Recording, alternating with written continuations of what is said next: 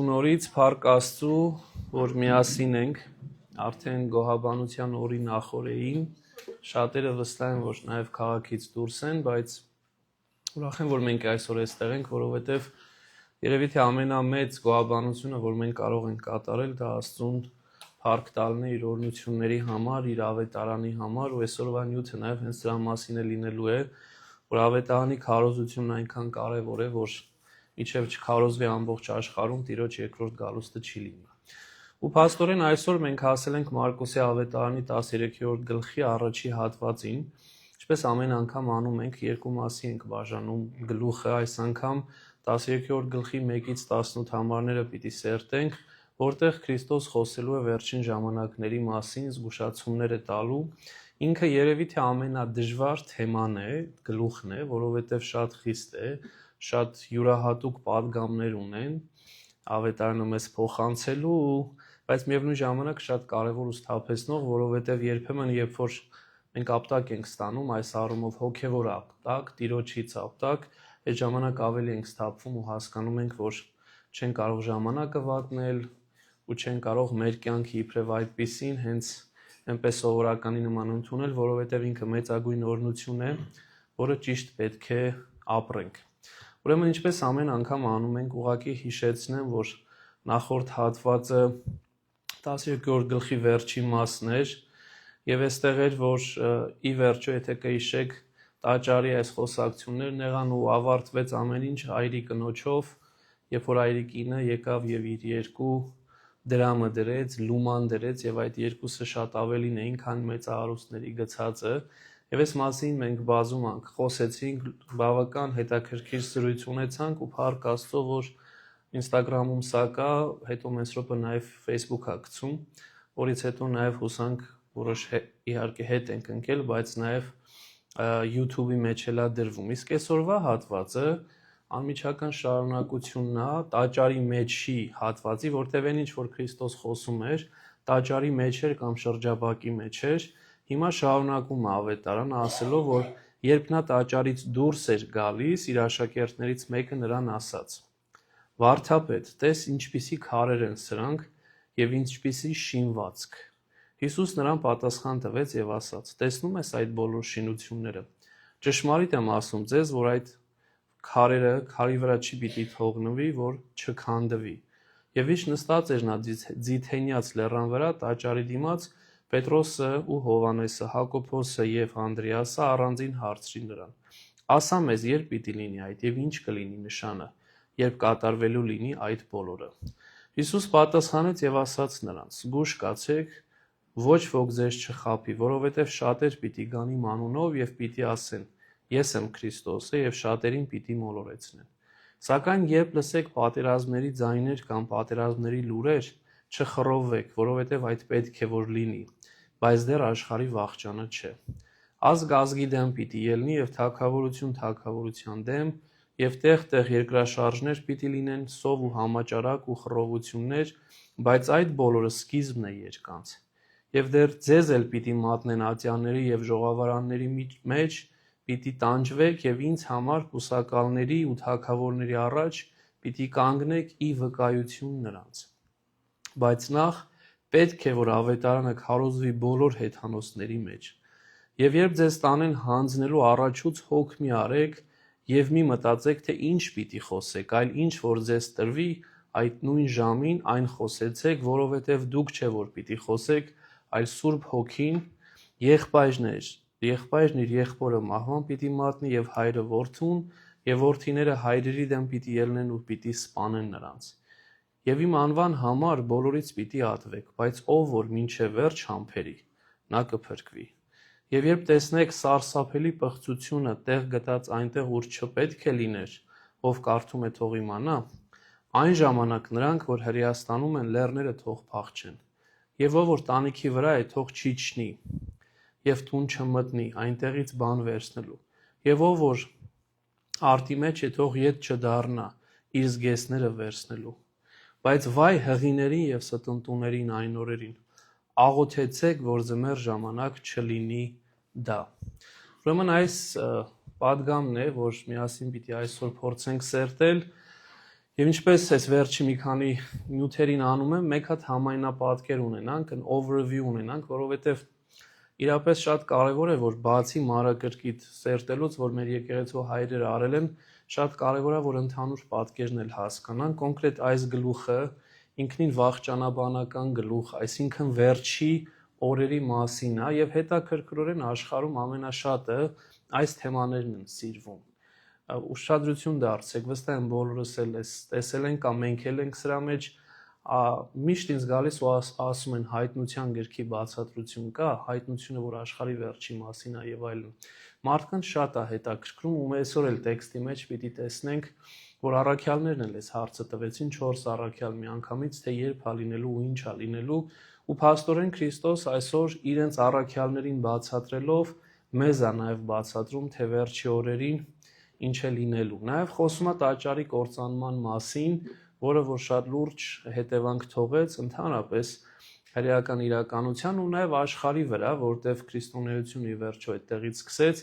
եւ մինչեւ օրս 2000 տարի է ինչ այս տաճարը դեռ չի վերակառուցվել եւ սա ինքնին խոսում այն մասին, գոնե ինձ համար, որ սա Աստծո իրական պատվիրանի իրագործումն էր, որ 2000 տարի դեռևս այդ տաճարը չի վերակառուցվում։ Եվ այստեղ է, որ Քրիստոս նաև մանրակրկիտ այս ամենի մասին պիտի խոսի։ Հիմա ինչպես որ խոսեցինք, գանք մեր եկեղեցու հայրերի մոդելին, ոճին, թե ինչպես են նորից իրենք սերտում Աստվածաշունչ մատյանը։ Տեսեք, մի քանի ձև կա սերտողության։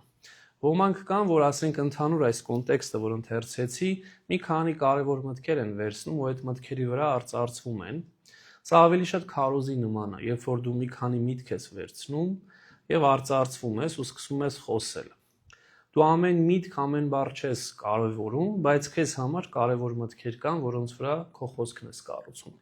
Կան մարդիկ, որոնք որ ավելի մեծ ծավալի են վերցնում, այս հատվածը սա է ասում, այն հատվածը սա է ասում, այս հատվածն էլ սա է ասում։ Այսինքն հատվածների են բաժանում տեքստը եւ ըստ հատվածի են մեկնում նորից։ Ինչ որ չափով ընդհանուր պատկեր է տալիս, ոչ այդքան մանրակրկիտ, բայց արդեն քարոզ չի, հատվածական մեկնություն է։ Մեր եկեղեցու հայրերը ունեցել են քարոզներ, ունեցել են ներբողներ, ունեցել են ճառեր։ Իրենք կարող էին նախադասություններից մեկը վերցնել եւ այդ մեկ նախադասության վրա մի քանի էջ հրաշալի ներբող ու ճառ ասել։ Բայց երբ խոսքը վերաբերում էր Սուրբ Գրքի սերտողության, իրենք հստակ եւ սա առաքելական ավանդույթն է, բոլոր կոնկրետ նախադասությունները փորձել են վերլուծել, որովհետեւ ինչպես Սուրբ Հովան Ոսկեբերանն է ասում, երբ որ ոսկի ես մաղում, ուրախ պիտի ուշադիր լինես, որ ոչ մի բան չկորցնես, որովհետև ամեն մի գրամը արժեք ունի։ Իսկ այս դեպքում ասում եմ, մենք գործ ունենք Աստծո խոսքի հետ, որը անհամեմատ ավելի թանկ արժի, քան ոսկին։ Ուրեմն դրա համար ասում եմ, ուշադիր լինենք, որ Աստծո խոսքից որևէ բան բաց չթողնենք։ Ահա թե ինչու իրենք այսքան մանրակրկիտ փորձել են Սուրբ Գիրքը սերտել։ Սա իբրև նախաբան։ Իսկ հիմա նյութը։ Ասում եմ, երբ նա տաճարից դուրս էր գալիս, իր աշակերտներից մեկը նրան ասաց. «Վարդապետ, տես ինչպիսի քարեր են սրանք եւ ինչպիսի շինվածք»։ Հետաքրքիր է, այս ամբողջ ընդհանուր մթնոլորտը, որ մենք կարդացինք ու տեսանք, այս վերջի 2-3 դասընթացներ, նույնիսկ երևի 4 դասընթացներ հաղթական մուտքից սկսած, ամեն ինչ առնչվում է տաճարի հետ։ Աստծո մեջ տաճարի հետ։ Ու այստեղ առաջի անգամ ու պատահական չի, որ ավետարանն ասում է, երբ նա տաճարից դուրս էր գալիս։ Եվ սա խորքային իմաստ ունի։ Որտեղ եկավ Քրիստոս տաճար, տեսավ տաճարի վիճակը, որ առևտրի տան էր վերածվել, հաջորդ օրը եկավ, սկսեց մաքրել, եւ այդ մաքրելը թե թելով էր, չվանով էր եւ նաեւ իր խոսքով էր։ Անընդհատ քարոզեց, ուսուցանեց, հարցեր տվեցին, այդ հարցերին պատասխանեց։ Սա էլ ինքնին մաքրագործում էր տաճարի։ Իր խոսքով էր մաքրում տաճարը Քրիստոս։ Բայց արի ու տես, որ դուրս է գալիս, որ այս մարդիկ այդքանով հանդերձ Քրիստոսի ներկայությունը եւ Քրիստոսի խոսքը անարգեցին ու շարունակեցին տաճարը վերածել առևտրի տան եւ իր բառերով ավազակների որջի։ Ու դրա համար Քրիստոս տաճարից դուրս է գալիս։ Այլ խոսքով, եթե մենք մերժում ենք Քրիստոսին մեր տաճարների մեջ, ինչպես որ մենք խոսեցինք, որ առաջի Կորինթացիս եւ 3-րդ գլխում եւ 6-րդ գլխում Սուրբ Պողոս առաքյալն ասում է, որ մենք ինքներս, մեր մարմինները Սուրբ Հոգու տաճար են։ Եվ նույնպես ինչպես որ հին տաճարը Երբ որ մենք մերժում ենք առևտրի որջի վիճակ կամ ավազակների որջերի ենք վերածելու Քրիստոսին մերժում ենք, Քրիստոս դուրս է գալիս, իսկ սա մեծագույն ողբերգությունն է մարդու կյանքում կամ տաճարում, երբ որ տաճարի Տերը, Սուրբը ինքը, Աստված ինքը դուրս է գալիս, որովհետև իրեն չենք ընդունում։ Եվ երբ որ դուրս է գալիս, այս ընթացքում, որը շատ լուրջ հետևանք պիտի ունենար, աշակերտներից մեկը ոչ թե կենտրոնանում է Քրիստոսի դուրս գալու վրա, որը խորհրդանշական իմաստ ունի, այլ տաճարի գեղեցկության վրա։ Եվ ասում է իր աշակերտներից մեկը, վարդապետ, տես ինչպիսի քարեր են սրանք եւ ինչպիսի շինվածք։ Փաստորեն, ինչպես այն ժամանակ, այսօր էլ նույն վիճակն է, շատերս մենք ավելի կենտրոնանում ենք ոչ թե Քրիստոսի վրա, այլ կենտրոնանում ենք քարերի ու քարերի գեղեցկության վրա, այդ վեհության վրա, այդ մեծության վրա, որ զարմացնենք բոլորին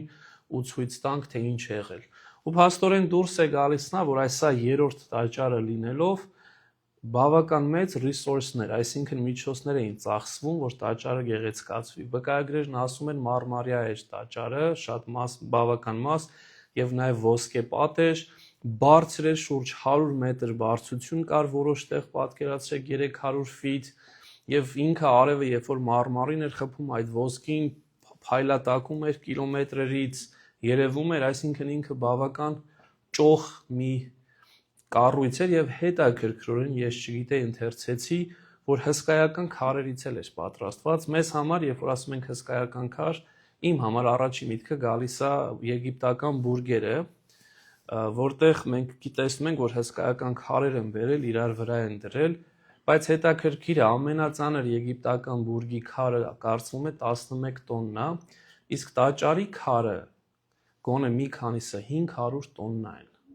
Այսինքն ահռելի մեծ ժայռաբեկորներ էին բերել դրել, թե ինչպես էին արել, մինչև այսօր գիտնականները, շինարարները դժվարանում են պատասխանել, որտեղ 500 տոննայանոց քարեր դնել, այդքան մեծ հսկայական ինչ-որ մի բան պատրաստել, սա ինքնին չափազանց լուրջ աշխատանք էր։ Բայց ինչ էր դուրս գալիս, կոնկրետ ես հիմա իմ կյանքում եմ սա շատ տեսնում ու չեմ էլ թաքցնում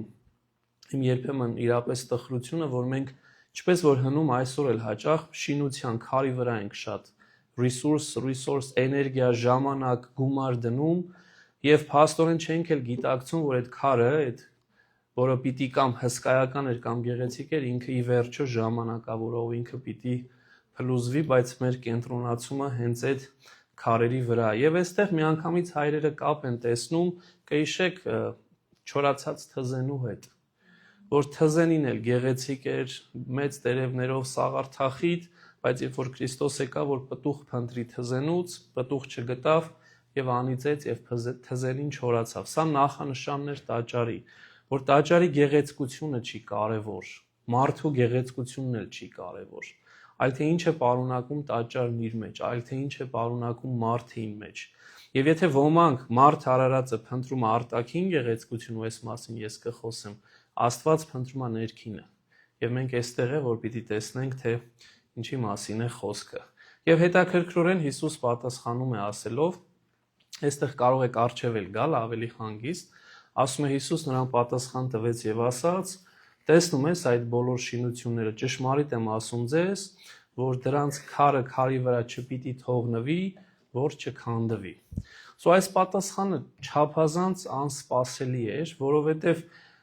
երբ որ աշակերտը տենց ոգևորված այդ գեղեցկությունն էր ցույց տալիս, ակնկալում էր, որ Քրիստոս պիտի ասի, այո, իրապես գեղեցիկ է, փառաշուք է, Աստծուն հաճելի է այս գեղեցկությունը։ Երբեմն էս ասում, մենք էլ հաճախ երբ որ թեկուզ մայր տաճար ենք բերում մարդկանց, ակնկալում ես, որ մարդիկ ու այդպես է լինում, ասում են իրապես օտարները գեղեցիկ, այսինչ քարա եւ այլն, սա տրամաբանական խոսակցություն է, բայց արի ու տես, որ Քրիստոս լրիվ հակառակ ու անսպասելի պատասխան է տալիս, ու ասում է, տեսնում ես այդ բոլոր շինությունները, ճշմարիտ եմ ասում ձեզ, որ դրանց քարը քարի վրա չպիտի թողնվի, որ չքանդվի։ Ու դրա համար ինչպես որ ասացի, մարդը արտաքին գեղեցկությունն է տեսնում, իսկ Աստված ներքին վիճակը։ Մարդը միայն ներկան գիտի, իսկ Աստված ապագան, որովհետև այստեղ ինքը ասում էր պիտի, ապագայի մասին էր խոսում։ Եվ սա հստակ տարբերություն է մարդու ու Աստծո միջև։ Եվ հաճախ, երբ որ նույնիսկ անձնական ընտրությունների ժամանակ լինում են, երիտասարդների հետ խոսում ենք, ես ինքս էլ այդ փուլով անցնելով մարդը միշտ արտաքինին է տեսնում, գեղեցիկ աղջիկը կամ եթե աղջիկա գեղեցիկ կամ ներկայանալի տղա է,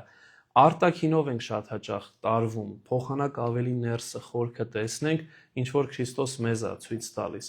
Եվ հետաքրքիր է, որ արդեն այս երրորդ տաճարը լինելով հանդերձ, Դանիելը մարգարեն արդեն մարգարեացել էր, որ այս տաճարը ինքնին պիտի քանդվի, եւ Քրիստոս իրենից չէ, որ ասում էր, այլ մարգարեությունն էր հիշեցնում։ Բնականաբար այդ մարգարեությունը ինքն էր տվել, լինելով ճշմարիտ Աստված, բայց հիշեցնում էր նույն հրեաներին, որ այս մարգարեությունը, որ Դանիելը 10:27-ում տվեց, հայերենով Դանիել 10:27, հա, անգլերենով Դանիել 9:26։ Դանիելի գրքի գլուխները շատ տարբեր են, հայկական եւ անգլերենը տարբերությունները մեծ են աստվածաշնչների, բայց հստակ է, որ նույն տեքստը կա, որ երկուսն էլ ասում են, որ ի վերջո այդ տաճարն էլ, որը պիտի կառուցվի, հետո նորից պիտի քանդվի։ Իսկ երբ էր քանդվել Սողոմոնի հսկայական տաճարը 587 թվականին Քրիստոսից առաջ։ Եվ այստեղ հարց է ծագում, որ իրապես շատերս կարող ենք հարցնել, լավ, Աստված հոգ չի տանում իր տան մասին, իր տաճարի մասին։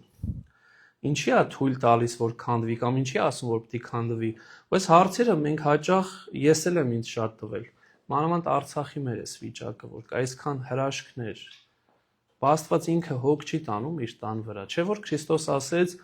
իր մորը եւ նաեւ հորը Հովսեփին, ասեց ինչու եք ինձ ուրիշ տեղ փնտրում, չգիտեք, որ ես իմ հոր տան մեջ պիտի լինեմ։ Այսինքն ինքը տաճարը ընդունեց իբրև Աստծո տուն։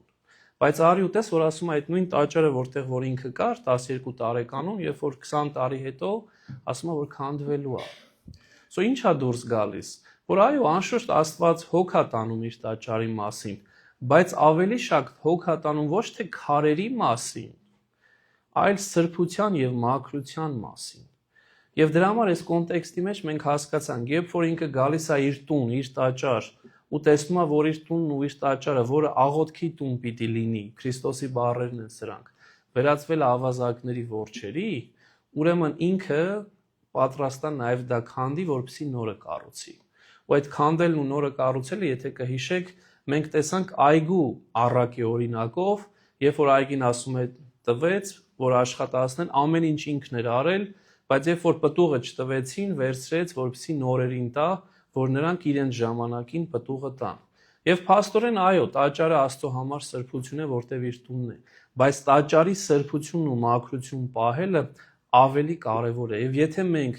մեր անձնական տաճարի սրբությունը, մեր մարմնի սրբությունը չենք պահում, մեր եկեղեցիների սրբությունները չենք պահում, չկարծենք, որ հրեաներից ավելի լավը կլինենք, որովհետև Աստված նույն սրբությունն է, որ մեզանից բոլորիցս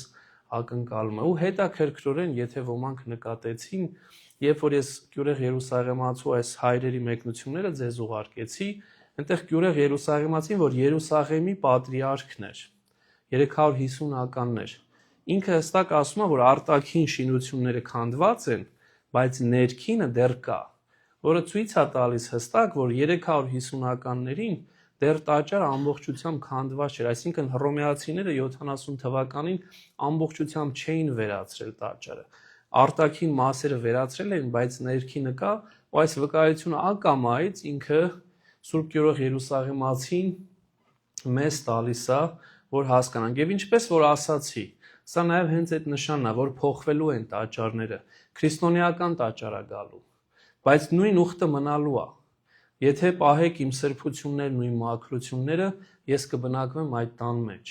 Իսկ եթե սրբություններն ու մաքրությունները չեք պահելու տաճարում, ես այդ տան մեջ չեմ բնակվելու։ Սա էր այլ խոսքով, որ 5 կտակարանում բազում անգամ մենք տեսնում ենք, եւ որ այդ ուխտը նորից շարունակվում է նորի մեջ։ Եվ ասում եմ, ինչ նստած էր նա Ձիթենյաց լեռան վրա, տաճարի դիմաց Պետրոսն ու Հակոբոսը, Հովանեսն ու Անդրեասը առանձին հարցրին նրան։ Շադրություն դարձրեք, հիմա Քրիստոս տաճարից դուրս է, Ձիթենյաց լեռան վրա է, եւ ինքը հերվից է դիտում տաճարը։ Կարծես թե ասելով, որ այլևս իմ ու ձեր միջև հեռավորություն կա, ես ներսն էի, բայց դուք ինձ չընդունեցիք ու դուք չփոխվեցիք։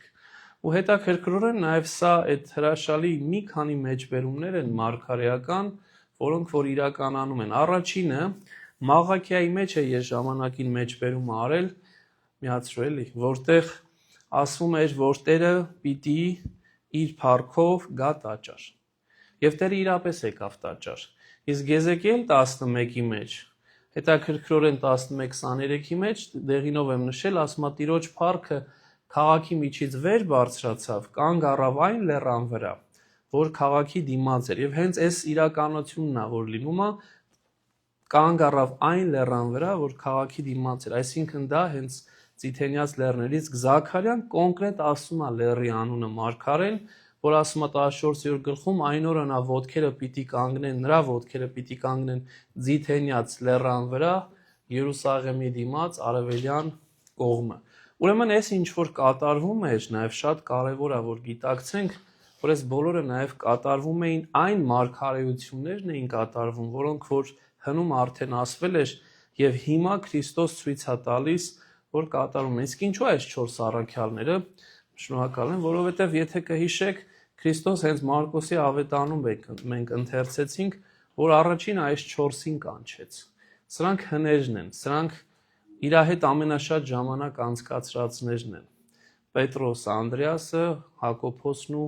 Հովանեսը։ Ու սա էլ ինքնին ինչ որ նշան ունի, որ մանավանդ, երբ որ ես միշտ սա էլ նշում եմ, վստահ եմ շատերը սա գիտենք, եկեղեցու հին հավատացյալներ, ովքեր տասնամյակներ եկեղեցում են, լրիվ տարբեր է, որ գիտես, որ այս մարդը, ասենք, ինչքան եկեղեցին կա, ինքը այդտեղ է հավատարիմ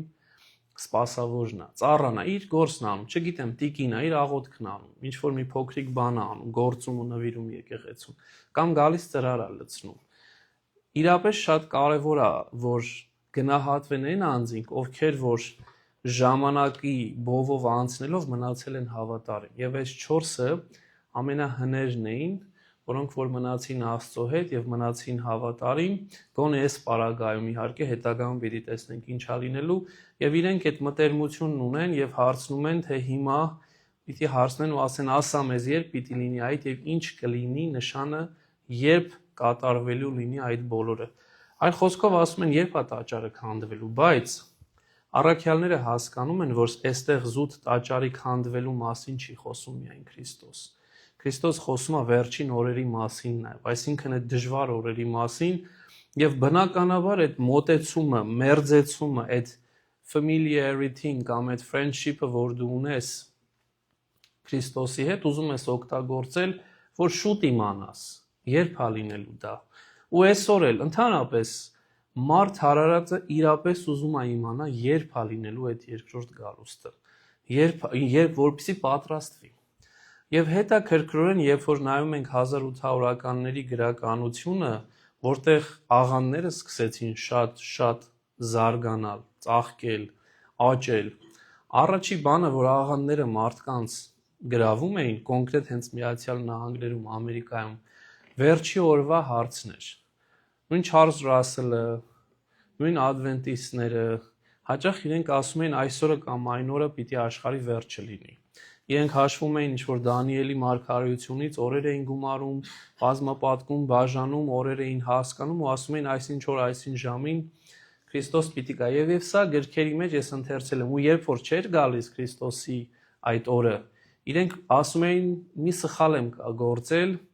հիմա նորից կհաշվեմ ու այսինչ օրը կնի, բայց այդ օրերը միշտ մոտ էին անում, բայց այս ընթացքում ասում էին այլևս ձեզ տուն,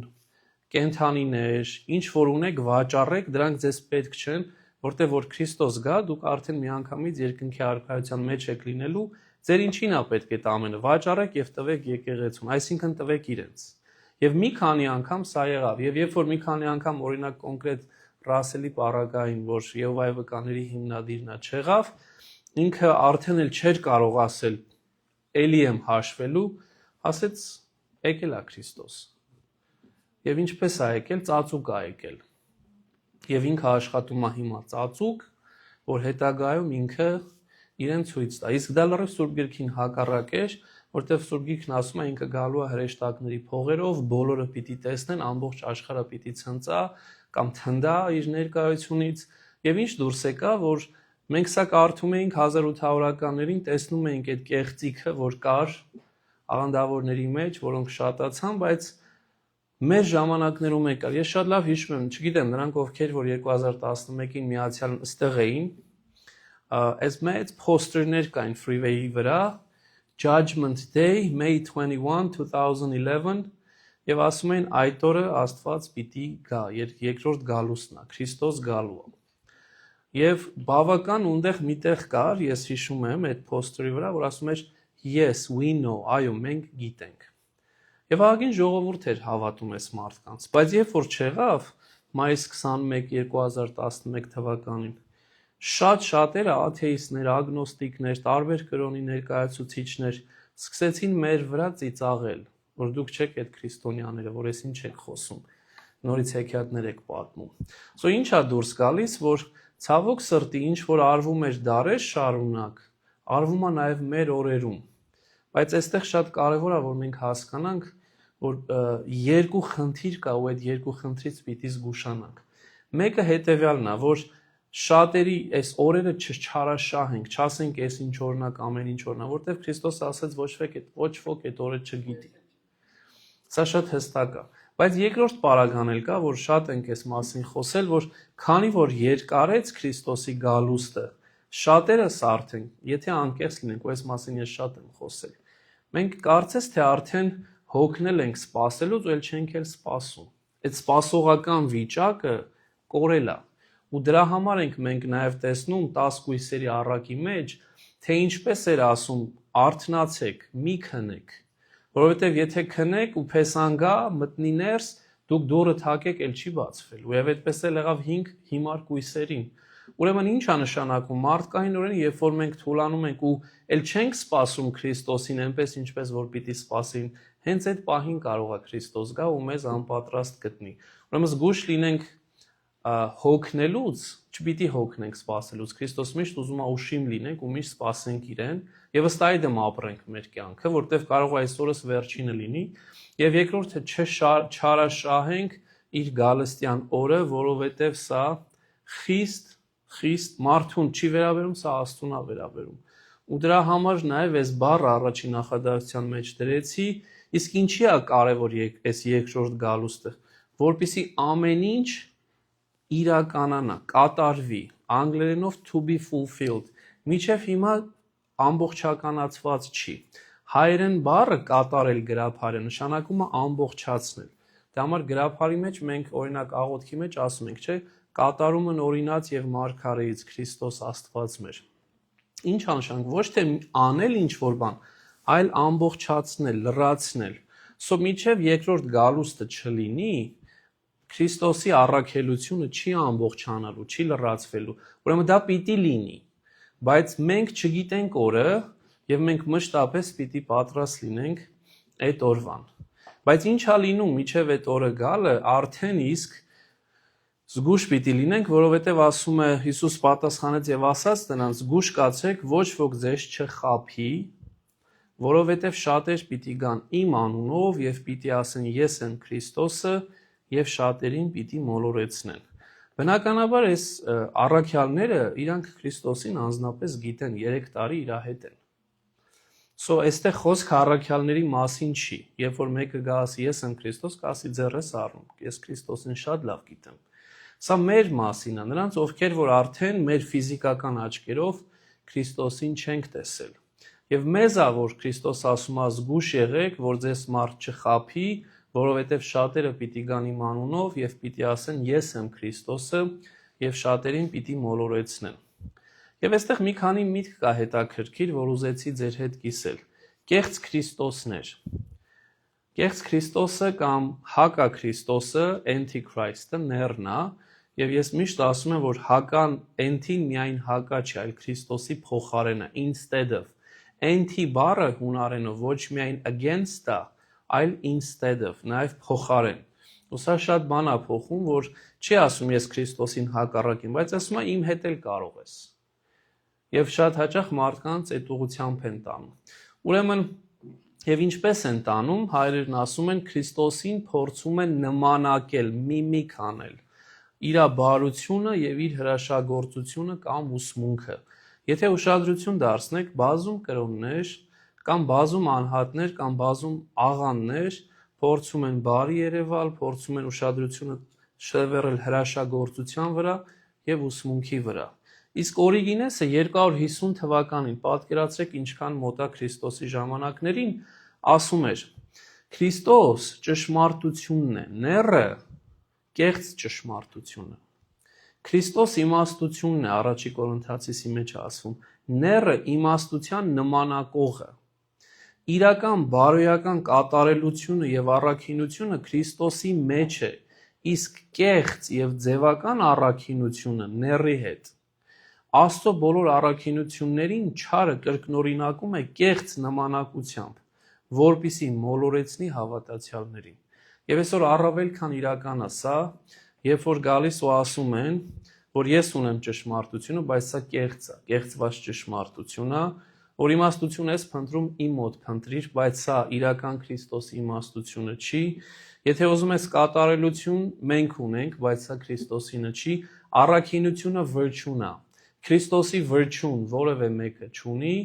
եւ այսպես շարունակ ամեն ինչ արվում են, որ նմանակեն, միմիկ անեն, fake անեն Քրիստոսի ուսմունքն ու հավատքը։ Եվ այսօր բազում fake անողներ կան։ Ավելին ասեմ, այսօր արդեն տեխնոլոգիան AI եւ այլ այնքան է զարգացել, որ այդ fake-ը արդեն դու չես էլ կարողանում տարբերակել իրականությունից։ Ու սա շատ վտանգավոր բան է, որ 250 թվականին Օրիգինեսը դեռ պատկերացրեք 1800 մոտավորապես տարի առաջ մեզ զգուշացնում էր, որ ոչ թե հակառակը գալու քեզ Քրիստոսին խոսի, այլ fake-ը անելու եւ դու ընդունելու ես սա իբրև փոխարենը եւ գնալու ես նրա հետևից։ Ու սա մեզ շատ բան է, զգուշավորություն է սովորեցնում։ Ասում է, սակայն երբ լսեք պատերազմների ձայներ կամ պատերազմների լուրեր, չխռովեք, որովհետև այդ պետք է որ լինի, բայց դեռ աշխարհի վախճանը չէ։ Սկսում է աշխարհի վախճանից խոսել Քրիստոս։ Եվ հստակ մի բան կա, որ աշխարհը վերջ ունի, աշխարհը վախճան ունի։ Հաճախ մենք չենք ուզում հավատալ սրան։ Երբ որ հիշում եմ փոքր էի, ասեցին, գիտես որ արևը ի վերջո սպառվելու է, նեղվեցի, ասեցի ուրեմն բոլորս կմահանանք։ Հա, բայց ասեցին դպրոցում էր, բայց դա մի քանի միլիոն տարի հետո կլինի, ասեցի շատ լավ։ Ուրեմն դեռ կապրենք։ Մարդկային սա երեխայի հոգեբանությունը, որ այսօր շատ բան չի փոխվել։ Մենք վախենում ենք աշխարհի վախճան գաղափարից։ Եվ սա մեր մեջ կա, մեր մեջ է։ Եվ Քրիստոս ասում է իրականությունը, որ աշխարհի վախճան գոյություն ունի։ Բայց հաճախ մենք աշխարհի վախճանը միայն կատակլիզմներով, այսպիսի փորձություններով, պատերազմներ, երկրաշարժների մեջ ենք տեսնելու, որ ինքը խոսելու է։ Բայց ես ուզում եմ ուրիշ բանի վրա կենտրոնանանք։ Քրիստոնյայի համար կամ ընդհանրապես մարդ անհատի համար աշխարհի վախճանը կամ կյանքի վախճանը իր մահն է։ Երբ որ դու մահանում ես կամ ննջում ես, քրիստոնեական ճիշտ բառն օգտագործեմ, արդեն քո վերջը, քո վերջի օրն էր դա, թե երբ կգա Քրիստոս, արդեն դու չգիտես, քեզ էլ էական չի։ Ուրեմն մենք չվախենանք այդ օրվանից, այլ ընդհակառակը, ոչ էլ այդ կանչվելու օրվանից, այլ պատրաստվենք, անընդհատ պատրաստ լինենք, որովհետև պիտի կանչվենք։ Եվ հիմա է ժամանակը, որ մենք մեր մեղքերը քավենք եւ մաքրվենք, որովհետև երբ որ մահացանք, մենք ի տարբերություն կաթոլիկյան ուսմունքի չունենք քավարանի ուսմունքը, որ մահացած ժամանակ է կամ ննջած ժամանակ էլ քո համար որ աղոթեն, քո մեղքերը կմաքրվեն։ Չէ, ինչ որ արվում ես, հիմա ես անում, այս կյանքում ես անում ու աշխարհի վախճան չհասկանանք այդ մեծ հսկայական կատակլիզմը, այլ նաև մահվան օրը կամ մեր կանչվելու օրը ու փորձենք հնարավորինս պատրաստ լինել։ Քրիստոս նաև այստեղ խոսում է պատերազմների մասին։ Եվ բնականաբար բոլորս էլ հասկանում ենք ինչ է պատերազմը, այսօր մենք դեռ նոր ենք անցել պատերազմի միջով ու ամեն վայրկյան մեր ազգի ու պետության վրա պատերազմի վտանգը կա։ Եվ ամեն անգամ տագնապով կարող է զարթնենք ու մտածենք ինչ որ բան չի եղել։ Բայց մոռանում ենք, որ այդ պատերազմը մենակ արտաքին թշնամու հետ չի, հաճախ ներքին մեր մեջ կա այդ պատերազմը, եւ այդ ներքին պատերազմը հաճախ ավելի խորն է ու ավելի է ցավացնում ու ավելի է ոչնչացնում, քան արտաքին պատերազմը, եւ ես ուզում եմ միշտ ինձ համար բացահայտում էր սա, որ աշխարհում պատերազմները բոլոր իրար հետ վերցված, այդքան մարդ չեն տարել մարդու կյանք, որքան ինքնասպանությունները։ Եվ միջին հաշվով 1 միլիոն մարդ ամեն տարի մահանում է ինքնասպանությամբ, որ ինքը իր կյանքը վերցնում է, որովհետև չկարողացավ դիմակայել ու մտածեց, որ այլևս անիմաստ է կյանքը ապրելը։ Այլ խոսքով, այսօր, հենց այսօր, մայիսի 26-ին 3000 հոգի մոտավորապես ինքնասպանություն է գործել։ Եվ ամեն օր մոտավորապես այսքան մարդ ինքնասպանություն է գործում։ Եվ եթե մենք կարողանանք մեզանից սկսած մի հոգու ետ բերենք այդ մտքից, որը կործանարար միտք է, սա մեծագույն օրհնությունը կլինի։ Իսկ ինչի հետևանք է սա։ Ներքին պատերազմի հետևանք է։ Երբ որ մարդ չի ուզում բացվի իր ներքին պատերազմների, ամաչում ենք, չենք վստահում մարդկանց, բայց ներքին անընդհատ վախեր, պատերազմներ, կռիվներ եւ ի վերջո կարող է տանի ամենածայրահեղության, բայց ոչ բոլորն են գնում ծայրահեղության։ Ավելին ասեմ, մեծ մասը չի գնում ծայրահեղության, ինքնասպանության, բայց շատ-շատեր, ավելի մեծ տոկոս սկսում է հոգևոր պատերազմի պարտությունը տեսնել, հոգեկան հիվանդության տեսքով, ցավոք սրտի հոգևոր խելագարության տեսքով նաեւ, այսինքն հոգևոր պատերազմի պարտվելը միայն ինքնասպանությամբ չի որ լինում, այլ հոգևոր պատերազմի պարտությունը հոգեկան հիվանդությունների եւ նաեւ ինչու՞ չէ խելագարության հետ ենք առնչում։ Ու այս մասին ոչ ոք չի խոսում։ Սա հենց սրա հետ է կապված։ Երբ որ Քրիստոսով ենք պատերազմում, հոգին փորձում ենք ամուր պահել, որպեսզի չշեղվի, որպեսզի հոգեկան շեղումներ չունենանք, մտավոր շեղումներ չունենանք։ Իսկ եթե ունենք էլ, Քրիստոս բուժում է, վերականգնում է։ Բայց այն մարդը, ով Քրիստոսին իր կյանքում չունի, ինքը հնարավորություն չունի հոգևոր պատերազմի մեջ հաղթելու կամ պաշտպանվելու նույնիսկ։ Ու դրա համար չափազանց կարևոր է, որ մենք հոգևոր պատերազմը նաև հասկանանք, որ կա ու անդադար սպառազինված լինենք, ինչպես որ Սուրբ Պողոս առաքյալն է ասում Եփեսացիս 6-ում, 6:10-ից սկսած, երբ որ ասում է սպառազինվենք, որովհետև այլ վիճակ չկա, որովհետև ներքին պատերազմը հաճախ ավելի կործանարար է, քան արտաքին պատերազմը։ Եվ ինքը արդեն մանրակրկիտ Քրիստոս ասում է ինչա լինելու, ասում է ազգ ազգի դեմ պիտի ելնի, եւ թագավորություն թագավորության դեմ եւ տեղ-տեղ երկրաշարժներ պիտի լինեն, սով եւ համաճարակ եւ խռովություններ, բայց այդ բոլորը սկիզբն է երկանց։ Այսինքն այն ինչ որ ինքը թվարկում է ոչ թե վերջն, այլ վերջի դեռ սկիզբը, որ շատ ավելի է լինելու։ Իսկ սա գիտեք ինչ է ասում, որ այս վիճակները գնալով ավելի է շատանալու։ Եվ այստեղ փաստորեն ինչ է դուրս գալիս, որ Քրիստոս մեզ զգուշացնում է ու այն ասում այն ինչ որ ճշմարտությունն է։ Բայց քանի որ առաջի դարի քրիստոնյան ինքը չէր մտածում 2000 տարի հետո ինչ կլինի, ինքը այս պահի համար էր մտածում, ինչպես որ մենք ենք մտածում, իրանք տեսան, որ ինչ որ Քրիստոս ասաց կատարում էր։ Օրինակ Պաղեստինում 46-ից 48 թվերին սով եւ համաճարակ եղավ։ Լաոդիկեում 60 թիվ, որ շատ մոտ է իրենց, երկրաշարժ եղավ շատ մեծ, բավական մեծ կոտորածներ եղան։ 62-ին համաշխարհային բոլորս գիտենք Պոմպեի մեծ հրաբուխը եղավ։ Երբ որ մարդիկ այս ամեն ինչը սկսեցին իման տեսնել ու ավետարանի հետ համադրել, հասկացան, որ ժամանակը մոտ է, ու երբ որ տաճարը ավերվեց 70 թվին, այս ժամանակը ասեցին ուրեմն աշխարհի վերջն է։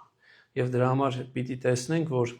շատ մեկնիշեր մանավանդ Եվսեբիոս Կեսարացին ասում է հետաքրքրուն, երբ որ արդեն հռոմեացիներն եկան, որ տաճարը պիտի ավելեն ու բոլորին ոչնչացնեն, քրիստոնյաները փախան։ Հիմա այդ տեքստին են գալու ու շատ քրիստոնյա փրկվեցին, որովհետև Սուրբ Գիրքը իրենց օգնեց, որպեսզի չմնան ու չկոտորվեն։ Հոգևոր առումով էլ Օրիգինեսն ասում էր, որ երկրաշարժը նմանեցնում էր մարդու ներքին ցնցումներին։ Եվ ասում էր, ինչպես որ մարդու ներքին ցնցումներն են մարդուն կործանում, երբ որ անընդհատ ներքին ցնցումներ ունես, քո ներսը միշտ ալեկոծվում է, միշտ earthquake ունես քո ներսում։ Ասում եմ նույնն էլ աշխարհին է earthquake-ը, ուրեմն բանանում, կործանում։ Եվ այստեղ նաև հայերը տեսնում են, որ այո, ազգը ազգի դեմ ելնի, թագավորությունը թագավորության, բայց երկրաշարժները, համաճարակները եւ սովերը, որ անձրևի պակասի եւ այլնի հետևանքով է, սա մարդու հետ կապված չի։ Այլ խոսքով Աստված ինքը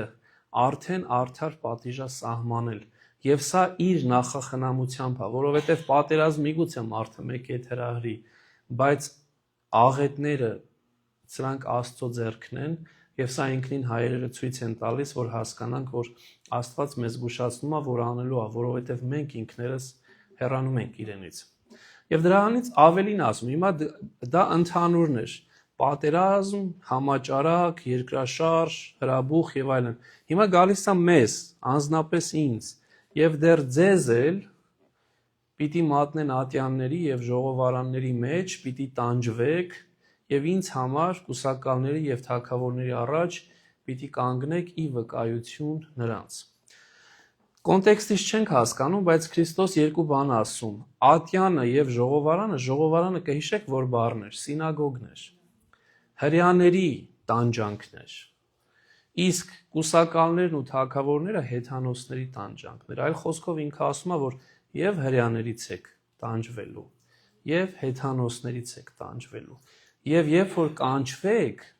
պիտի ինձ վկայեք։ Իսկ վկայել բառը հունարեն հիշում ենք, չէ՞ որն էր։ Որն էր վկայել բառը։ Մարտիրեո, մարտիրոսությունն է։ Ուրիշ բան չի մարտիրոսությունը, եթե ոչ վկայել, այսինքն դուք պիտի վկայեք ինձ, երբ որ այս ամբողջ խնդիրներն ունենան։ Գիտեք հրյաները ինչպես էին պատժում, 39 անգամ իրանք մարդու սպանելու իրավասություն չունեին Քրիստոսի ժամանակ, հռոմեացիներն ունեին, բայց տանջելու իրավասություն ունեին։ Եվ 39 անգամ ճիպոտով, այդ որը շատ ցավալի էր, կարող էին մեջքին հարվածել, որ չափազանց վատ էր, որ եւ Քրիստոսին արեցին, եւ նաեւ առաքյալներին արեցին։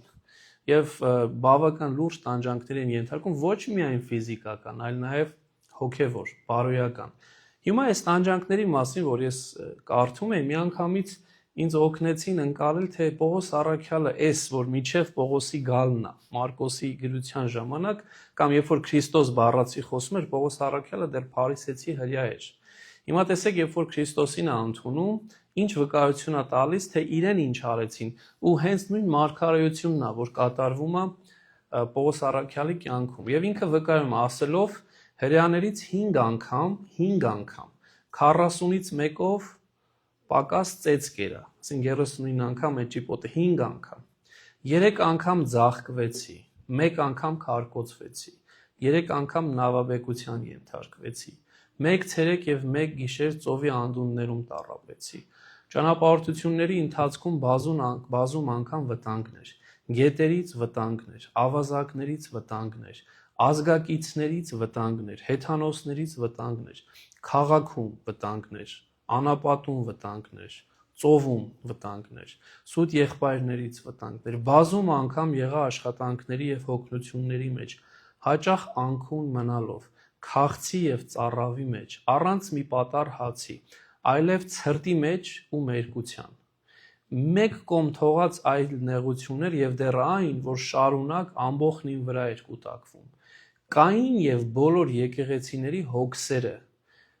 Հետո շարունակում է. կա տկար մեկը, որի հետ ես տկարացած չլինեմ, կա գայթակղված մեկը, որի համար իմ սիրտը այրված չլինի։ Պատտեսնում ենք, այս մի փոքրիկ պարբերության մեջ Պողոս առաքյալը մի ամբողջ կյանք բացահայտեց։ Որոտարները հալածում էին, ընդհանրապես բնության արհավիրքները կար, եղբայրների հալածանքները կար, կեղծ եղբայր, այսինքն քրիստոնյաներ, դրանից բացի, այդ ամբողջ իր անձնական տառապանքի հետ մեկտեղ ինքը նաև իր վրա էր վերցել եկեղեցու հոգսերը եւ ամեն մի անհատի հետ ցավակցում էր եւ ամեն մի անհատի համար իր սիրտը այրվում էր։ Սա իրական հովիվի, իրական սիրող հովիվի Քրիստոսի իրական ծառայի կերպարը, բայց քաջ ու զորեղ ծառայի կերպարը, որը երբեմն երբ որ ես կարդում եմ, հասկանում եմ, որ Պողոսի նման կամ առաքյալների նման մեծերը իրապես լրիվ ուրիշ են, բայց սա է իրականությունը, որ մենք պիտի տեսնենք։ Իսկ ինչ ենք վկայում, ինչին ենք կոչված վկայելու, ինչու էր Պողոս առաքյալը այս ամենի մեջով անցնում։ Ինքը որովհետև կոչված էր վկայելու ճշմարտությունը, կոչված էր վկայելու արդարությունը, կոչված էր վկայելու իր ինքնությունը, որ ես քրիստոնյա եմ, եւ կոչված էր վկայելու ամենակարևորը Քրիստոսին։ Եվ հիմա հարցը ինձ ու ձեզ է գալիս։ Մենք վկայում ենք ճշմարտություն, թե երբեմն ասում ենք դե լավ, կարանք չխոսանք։ վկայում ենք արդարությունը, վկայում ենք մեր ինքնության համար, որ մենք հայ քրիստոնյա ենք, եւ մեր համար դա սրբությունն է, մեր եկեղեցին մեր սրբությունն է, մեր արժե համակարգերը մեր սրբություններն են, եւ ի վերջո, երբ որ շփվում ենք տարբեր մարդկանց հետ, վկայում ենք Քրիստոսին, որովհետեւ եթե չէ, մենք մակերեսային ենք, իսկ այս մարդիկ կոնկրետ ինչ որ Պողոս Առաքյալն ասում է, խորքային ու իրական քրիստոնյայի կերպարն է մեզ ցույց տալիս, որը որ դժվար կերպար է, բայց սա է միակ ու ճշմարիտ ճանապարհը։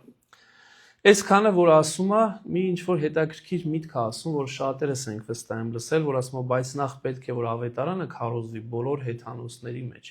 Ուզում եմ այստեղ շատ կարևոր ուշադրություն դարձնենք։ Քրիստոս չի ասում, որ բոլորը պիտի ընդունեն ավետարանը։ Ասում է բոլորին պիտի քարոզվի ավետարանը, եւ դա թողնված է ինձ ու ձեզ։ Կընդունենք ավետարանը, թե չենք ընդունի ավետարանը։ Բայց այն որ մեզանից յուրաքանչյուրը կոչված է իր կյանքով եւ ինչու՞ չէ նաեւ իր շուրթերով վկայել ավետարանը Քրիստոսի։ Սա մեր բոլորի պարտականությունն է։ Եվ տեսեք, չի ասում քարոզ ուսուցանվել, այլ վկայվի, քարոզվի բոլոր հեթանոսների մեջ։ Դրանից բացի, առաջի անգամը լինելով այստեղ ասում է, որ ոչ թե սա հրյաների համար է, այլ բոլոր ազգերի համար է։ Ազգ եւ հեթանոս նույն իմաստն ունի, որտեվ էթնոս բառն է հունարենով, որ եւ ազգ է թարգմանվում եւ հեթանոս է թարգմանվում։ Դրանից բացի քարոզվելու է բոլորին, որպեսզի բոլորը ընտրության հնարավորություն ունենան, ու մեկը չասի, որ Տեր Աստված, ինչի ես ինձ դատում, որտեվ ես քեզ չլսեցի, ես չեմ ճանաչել քեզ։ Եթե քեզ լսեի, միգուցեև ընդունեի։ Եվ դրա համար ասում, որ ամբողջ ավետարանը պիտի քարոզվի ամբողջ աշխարհում։ Հիմա գալիս եմ մեզ։ Ինչով եմ օգտվում ես, իբրև հայ ազգի ներկայացուցիչ, որ ոչ միայն առաջիններից եմ քարոզվել, այլ առաջիններից եմ, եթե ոչ ամենաառաջինը, որ ընդունել ու պահել եմ Քրիստոսի ավետարանը։ Ամենաօրինվածն ենք։ Մենք չենք ընտրել հայ լինելը։ Որևիցե մեկը չի ասել Աստծուն, ես ուզում եմ հայ լինեմ, մեկը ռուս լինեմ, մեկը թուրք լինեմ։ Մեզ Աստված ծնել է, արարել է, բերել է այսինչ մի իրականության ազգի մեջ։ Եվ փաստորեն ինձ համար ես հասկանում եմ, թե ինչքան օրհնություն ունեմ, որ ինձ որոշել է բերի մի ազգի մեջ, որը առաջիններից է ընդունել, լսել ու ընդունել Քրիստոսի խոսքը եւ դարձել Քրիստոսի խոսքի վկա, ավետարանի վկա, ու դրա համար ես ավետարանը մեծատառով գրեցի։ Իսկ այսօր հարցադրումը բաց է ու բոլորիս է։ Քրիստոսի ավետարանը բավարար քարոզվում եւ ուսուցանվում է հայ եկեղեցում։ Իմ կարծիքով ոչ, սա իմ կարծիքն է, որովհետեւ այսօր ավելի քան երբևէ մեր յուրաքանչյուր ծուղ, ես խոսում եմ մեր թեմի մասին, մյուսներին տեղյակ չեմ կարծում, բայց որ լավ վիճակ կա, պիտի Քրիստոսի ավետարան ուսուցանի։ Մենք պիտի Քրիստոսի ավետարան ուսուցանենք, ու նախորդ անգամ է ես այս միտքը ասում, որ նույնիսկ այն մարդիկ հաճախ, որ պատարագների են գալիս, ավետարանի սերտողության չեն գալիս։ Բայց Քրիստոս շատ հստակ է, ավետարանը այնքան է կարևոր, որ ավետարանը պիտի ամբողջ աշխարհում քարոզվի։ Դու ինչպես քարոզես ավետարանը, եթե դու ավետարանը չգիտես, որ ամոթ չի իմանալը, ժողովուրդ։ Մեզանից շատերը ամեն անգամ ինձ օրինակ բերում են Սուրբ Գիրքն, ասում են որտեղից սկսեմ։ Լավ է, այս պահին սկսես, բայց ամոթ է, որ չսկսես ու պատճառաբանություն բռնես, որ այդ ավետարանը փոխված է, այդ ավետարանը սխալ է, այդ ավետարանը էս այնա, բայց խորքի մեջ դու ինքդ քեզ ես ուզում արդարացնես, որովհետև դու չունես այդ զորությունը, հոգու, այդ դիսցիպլինը, որ նստես ու կարդաս ավետարանը։ Եվ հետո այդ ավետարանը վկայես քո կյանքով եւ քո շուրթերով նաեւ դիմացինին։ Ուրեմն այստեղ է գալիս, որ մեզանից յուրաքանչյուրը հայ առաքելական Սուրբ եկեղեցու հետևորդ, ովքեր ավետարանը իբրև հայր ունեն, եւ այս բառերը իմը չեն, այս բառերը մեր մեծ նահատակների Վարդանանց բառերն են, մեր հայրն ավետարանն է, մեր մայրը եկեղեցին։ Մենք պարտավոր ենք սովորել մեր ավետարանը եւ ոչ միայն սովորել, այլ նաեւ վկայել։ Իսկ ավետարանի սերտողությունները մեր եկեղեցու մեջ չափազանց շատ են ու մեկը մեկից հարուստ են։ Եվ այդ խնդիրը չունենք, եթե մի քիչ փորձենք գրաբարը ավելի կատարելագործել, այդ մի խնդիրը կա։ Բայց հուսամ դա էլ շուտով կլուծվի, այս նոր տեխնոլոգիան կարելի է օգտագործել։ Շատ լավ, շարունակենք։ Եվ երբ ասում եմ ձեզ տանեն հանձնելու, առաջուց հոգ մի արեք եւ մի մտածեք, թե ինչ պիտի խոսեք, այլ ինչ որ ձեզ տրվի այն նույն ժամին այն խոսեցեք, որովհետեւ դուք չէ որ պիտի խոսեք, այլ Սուրբ Հոգին։ Հետաքրքիր մի բան կա, այս միտքը նաև, եթե կհիշեք, Հովանու Ավետարանի վերջի դրվագում կար, երբ որ Պետրոսի հետ խոսում էր Քրիստոս ու ասեց, որ երբ որ մեծանաս, քեզ կտանեն միտեղ, որտեղ չես ուզի, այսինքն քո կամքից անկախ կտանեն։ Նույն կոնտեքստը այստեղ է, երբ ձեզ տանեն հանձնելու, այսինքն դու չես ուզում գնաս, բայց ցես տանում են։ Երկու մեծ տարբերություն կա Աստծու ու չարի միջև։ Աստված երբեք իմ կամքից անկախ ինձ ինչ որտեղ չի տանում։ Միշտ հարգում է իմ կամքը։ Ուղղությունը ցույց է տալիս, ասում է որոշի։ Չարը միշտ իմ կամքից անկախ ինձ պարտադրում է։ Եվ դրանից մենք կարող ենք որոշել, մենք մեր կյանքում որտեղ ենք։ Մենք պարտադրում ենք մեր կամքը դիմացինին, թե մենք թողնում ենք, որ դիմացինը ընտրություն կատարի։ Այս երկուսը շատ կարևոր են, որ մեզանից յուրաքանչյուրը հասկանա։ Եվ դրանից բաց ես կոնտեքստը շատ ավելի մի ուրիշ հետաքրքիր նյութ է տալիս մեզ, որ ասում է Հայկ, քո հույսը քո կարողության վրա մի դիր, այլ իմ վրա դիր։ Որտեվ ինչքան էլ, եւ ես հիմա իմ օրինակն եմ ուզում վերել, որ ինչքան էլ ես պատրաստվեմ կոնկրետ այսօրվա նյութին կամ որևէ սուրբգրային նյութի, կամ որևէ դասընթացի, որ արել եմ որոշ ժամանակ արդեն, բավական ժամանակ, ես իմ կյանքում հասկացել եմ մի բան, կարող եմ ես իրապես եւ այդպես էլ կա ժամեր դնել, երբեմն տասնյակ ժամեր ես դնում նյութը պատրաստելու համար, ու դուրս ես գալու ու քեզ թվում է թե դու պատրաստ ես, նյութը շատ լավ գիտես, բայց սկսում ես կարկամել, սկսում ես լարվել, սկսում ես չկարողանալ։ Բայց երբ որ թողնում ես Տիրոջը, էլի քո բաժինը անելով, որտեվ չես կարող մենակ իր վրա թողնես ու դու ասես ես բան չեմ անում, լրիվ ուրիշ է լինում։ Եվ մի անգամ այդ վկայությունը տվել եմ, էլի եմ ուզում տալ, որ տեխնիկան ինձ հետ ընկեր չի, ցավոք, ու միշտ տեսնում ենք այդ խնդիրները կան։ Այս վերջի հենց Մարկոսի Ավետարանի հետ էր առնչվում։ 3 րոպե առաջ դասից սկսելու ամբողջը ջնջվեց։ Մի պատրաստածս այս բոլոր նյութերը հետաքրքրորեն մնաց միայն Աստվածաշնչի վերևի մասը, որտեղ եթե միշտ նկատում եք վերևը պահում եմ, հետո տակը նոթեր եմ գնում, որոնք իմ սևագրերն են, որ հետո միտքս ծավալեմ։ Եվ մենակ այդ մնաց։ Ու այս ընթացքում վերջի պահին միշտ մարդիկ են գալիս, խոսում են, ի հարգանս բոլորին, բայց այդ պահին ամենալարվածն է, որտեղ ես ուզում եմ դասավորվել, որ հեսա դասն եմ սկսելու, բայց միշտ գալիս են ժողովուրդը ու եկան սկսեցին, փորձում ես մարդկանց հետ միշտ դրական, մարդկային, ջերմ, բայց այս պահին դու տեսնում ես, որ մեջը տագնապ կա, ամեն ինչ գնացել է, նյութս գնաց։ Եվ ի վերջո Տեր Աստված պահին փորձեցի փոքրիկ աղոթք ու գնացինք, ավելի լավ ստացվեց, քան երբևէ։ Աստծո ողորմությամբ էր։ Ու դրա համար այստեղ որ ասում է մի մտահոգվեք, թե ինչ եք խոսել, որովհետև դուք չէ որ պիտի խոսեք այս Սուրբ Հոգին, ես իմ կյանքում բազում անգամներ սա տեսել եմ, վստահ եմ մեզանից յուրաքանչյուրն էլ դա տեսել է, թե ինչպես Աստված մեզ առաջնորդում, մեզ տանում առաջ։ Իսկ այստեղ կոնկրետ կոնտեքստը դատարանի մեջ է։ Մենք ես դատարանի մեջ չեմ։ Չնայած մարդիկ կան, որ պատրաստ են ամեն մի փոքրիկ բան տեսնել ու միշտ ա եղել իմ կյանքում եւ ասենք այդ մեծ աշխատանքը չտեսնել ու ասել ես ինչ տեղ է, ես ինչ սխալը դու արեցիր։ Որ այո, արում եմ ու մարդկային եմ, բայց ամբողջ պատկերը կարելի է տեսնել ու մանավանդ եթե մարդ տեսնում է այս սխալը ու փորձում է շտկել, այդտեղ ոչ մի սխալ բան չկա, բոլորս ենք սխալական։ Բայց այստեղ խոսքը շատ ավելի խորն է, երբ որ տարել են դատաստան ու քեզ ամեն ինչ ուզում են անել, որ սխալ հանեն ու քեզ պատժեն։ Ու այստեղ է որ Սուրբ Հոգին է գալու ու դրա համար Հովանու Ավետարանում Սուրբ Հոգին կոչվեց նաև Պարակլետ, որ նշանակում է advocate, իրավապաշտպան, այլ խոսքով։ Այսինքն ինքն է քո շահերը պաշտպանում։ Մեզանից յուրաքանչյուրը, երբ որ դատարանում է, գիտի, որ շատ մեծ բան է կախված քո իրավապաշտպանից, թե ով է քո լոյերը, ինչքանով է գիտակ, ինչքանով է ճկուն մտածում, օրենքները ինչքանով լավ գիտի։ Քրիստոսը ասում է Հովանու Ավետարանում, որ այստեղ կարող ենք մեկը մյուսին կապել, որ քո իրավապաշտպանը, քո advocate-ը, քո բարեխոսը ինքը Սուրբ Հոգին է։ Ու դրա համար խորքի մեջ Սուրբ Երրորդության 3-րդ անձը, Սուրբ Հոգին, որի մասին միշտ ես խոսում եմ ու ելի կասեմ, որի անձնական կապ ամենակիչն է մեր հայ քրիստոնյայի կյանքում կամ ընդհանրապես քրիստոնեության մեջ։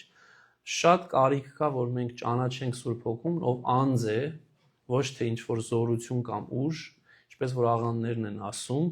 եւ նաեւ հասկանանք, թե ինչքան մեծ դեր ունի Սուրբ Հոգին իմ ու բոլորիս կյանքում, որը որ Քրիստոս ուզեց, որ մենք եւս մեկ անգամ հիշենք։ Շարունակում էր Տերն ասելով. եղբայրն իր եղբորը մահվան պիտի մատնի եւ հայրը որդուն եւ որդիները հայրերի դեմ պիտի ելնեն եւ պիտի սպանեն նրանց։ Գիտեք, վստահ եմ բոլորս կվկայենք, ու չկա երևի ընտանիք, որ այդ խնդիրը չունենա կամ ունեցած չլինի։ Ընտանիքում խժդժություններ լինում են, ու այդ խժդժությունները ամենացավալին են մարդու համար, բայց այստեղ Քրիստոս մի քիչ ավելի խորն է տանում, ասելով, որ հայրը որդուին, որդին հորը սպանության անգամ կարող են տանել, այսինքն այդ աստիճանի թշնամանք։ Իսկ թշնամանքը ինչի արդյունք է։ Թշնամանքը սիրո բացակայության արդյունք է։ Եվ ինչու է ինքը կոնկրետ այս կոնտեքստը բերում հայր-որդի ամենամերձ հարաբերությունը, ծնող զավակ հարաբերությունը, որովհետև ծնող զավակ հարաբերության մեջ ամենաջերմ սերը կա։ Բոլորս կարող ենք վկայել, որ ծնող զավակ հարաբերությունը ավելի զորեղ սեր ունի, քան որևէ այլ հարաբերություն։ Եվ նույնիսկ բայց Քրիստոս ինչ ասում, այդ ամենազորեղ սիրո հարաբերության մեջ, որ անգամ կենթանական աշխարհում ենք դա տեսնում, հնարավոր է, որ ատելությունը մտնի ու հաղթի այդ սիրուն։ Եվ ծնողի սերը սառի կամ զավակի սերը դեպի ծնող սառի։ Եվ ընդհուպ այնքան սառի, որ պատրաստ լինեն մեկը մյուսին սպանել։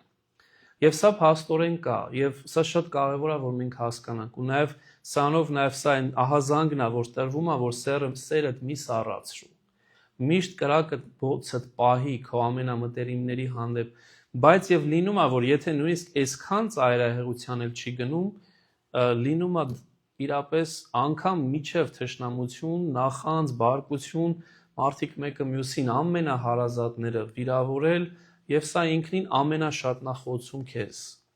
Եվ այստեղ է, որ Քրիստոս ասում է, ու դրա լավագույն օրինակը ես տեսա մեր հայոց պատմության մեջ,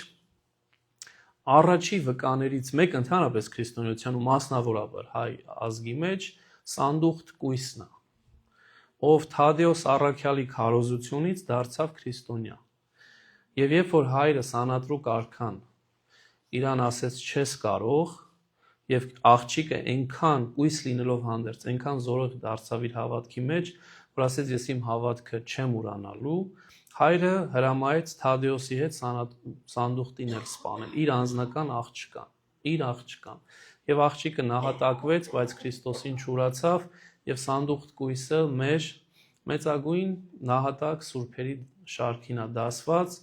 որը որ Քրիստոսին չուրացավ եւ առաջի իսկ դարում առաքելական շրջանում դարձավ այդ մեծ նահատակ կույսը, եւ փաստորեն ի սկզբանե սրանք եղել են ու միջև որս էլ կարող են լինել, որ Քրիստոսի համար մարդ պատրաստ լինի, չընդունի անգամ իր հարազատին եւ անգամ նահատակության գնա։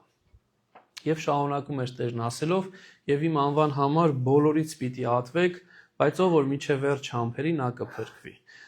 Եվ երբ որ սա ընթերցում էի, վստահ եմ, այս հարցը իմ մոտ եկավ ու շատերիս մոտ էլ կլինի, թե ինչի եմ ես ատվում բոլորից,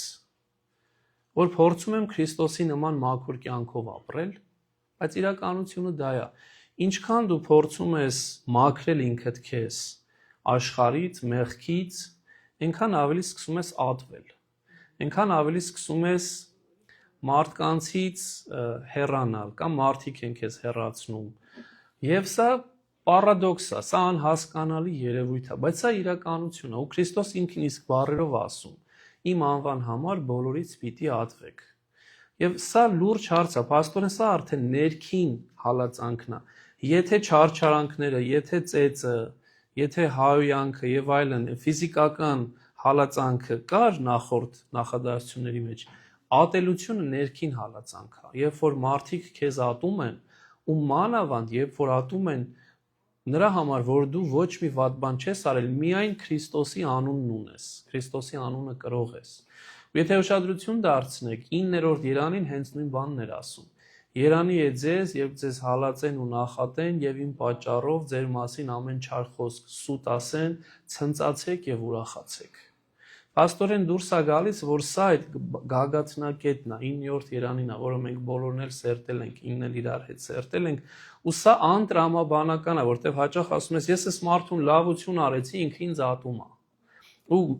առողջ տրամաբանության մեջ սա չի ընկալվում, բայց սա ցավոք սրտի աշխարհի հիվանդ ընկալունակությունն է, որ մենք պիտի պատրաստ լինենք իմանալու ու հաղթահարելու։ Բայց եւ այնպես, այս բոլոր դժվարությունները տանում են մի ամենակարևոր բառին, որը վերջի բառն է այս նախադասության մեջ՝ փրկություն։ Դժվարություններով ես անցնում, որպեսզի փրկվես։ Այս ամբողջը տանում է դեպի փրկություն։ Եվ խորքի մեջ առաջի օրվանից մինչև այսօր ամենահալածված կրոնը քրիստոնեությունն է։ Եղել է առաջի օրվանից ու այսօր էլ կա ու վստահ եմ, քանի որ 2000 տարի նույնն է,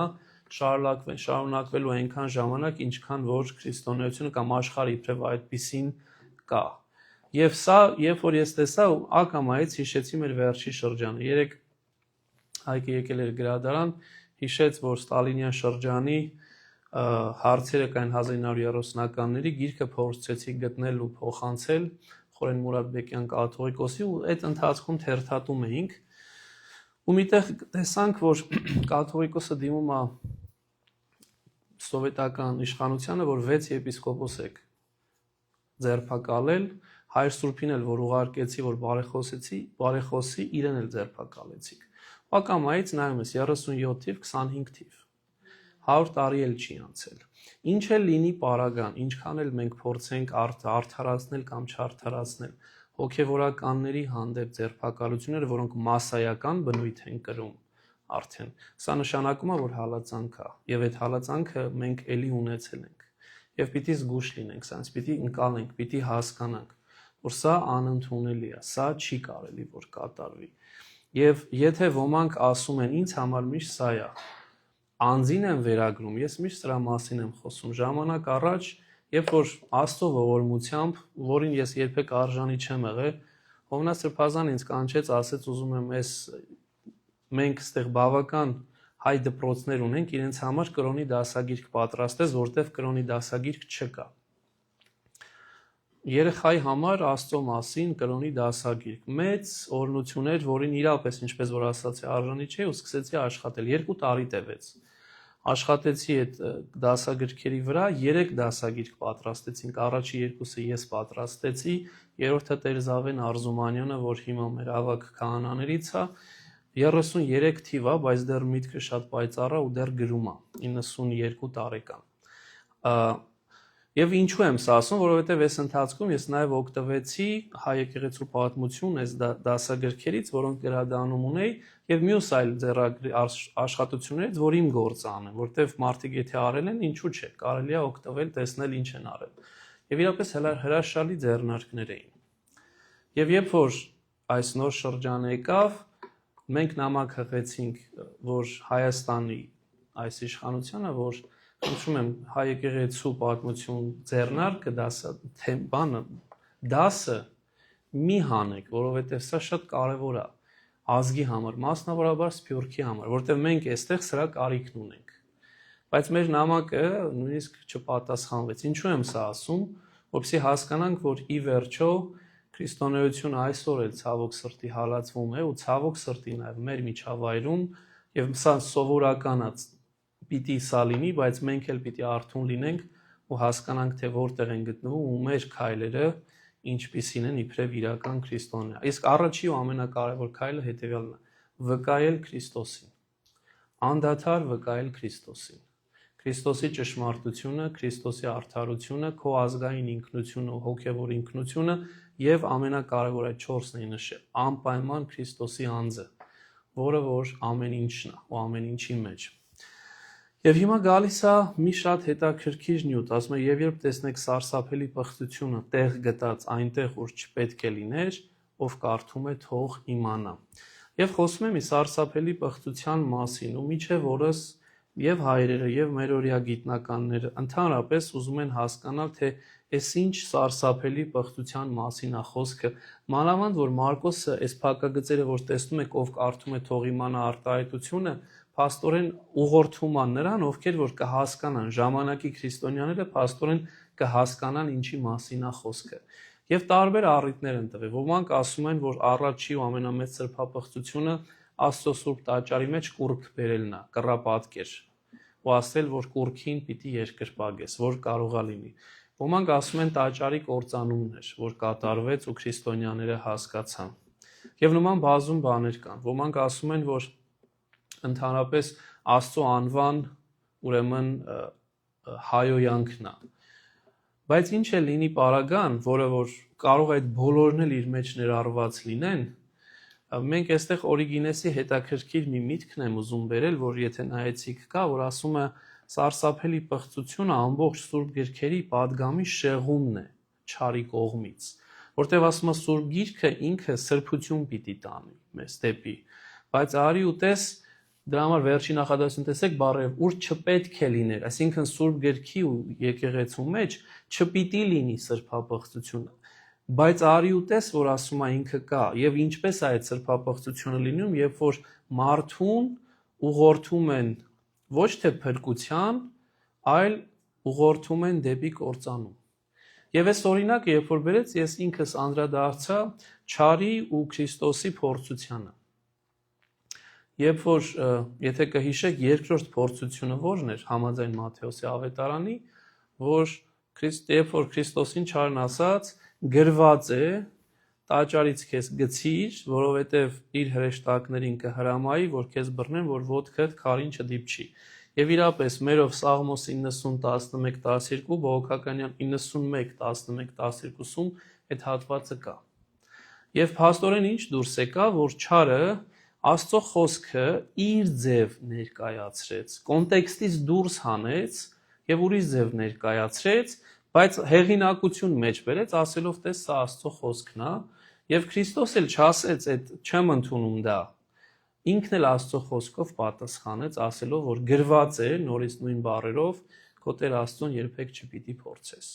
Ուրեմն ինչա դուրս գալիս, որ Օրիգենեսի այս միտքը, որ 3-րդ դարի մեծ քրիստոնյա մտածողներից էր, իրականությունն է, որ չարն էր սա անում։ Օգտագործելով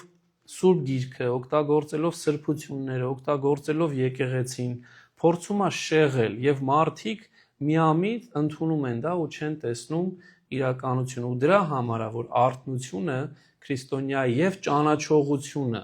չափազանց կարեւոր է, որպեսզի մենք չխաբվենք։ Իսկ խաբողները շատ են, ու հիմա առավել շատ են, քան առաջի դարերում։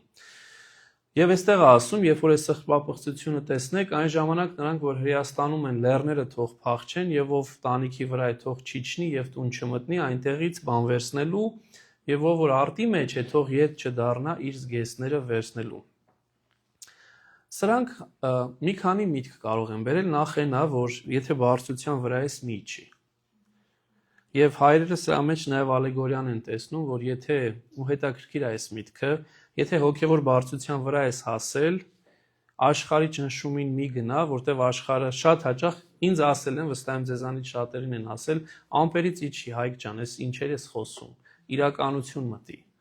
Եվ սա է հենց հայրերն ասում են, սա է, որ մենք արդեն դու քրիստոնյան բարձր է արդեն սկսել մտածել, եւ աշխարհը անդադ իրան քաշում է, որ հետ արի, աշխարհի հողի վրա մնա, մի բարձացի վերև,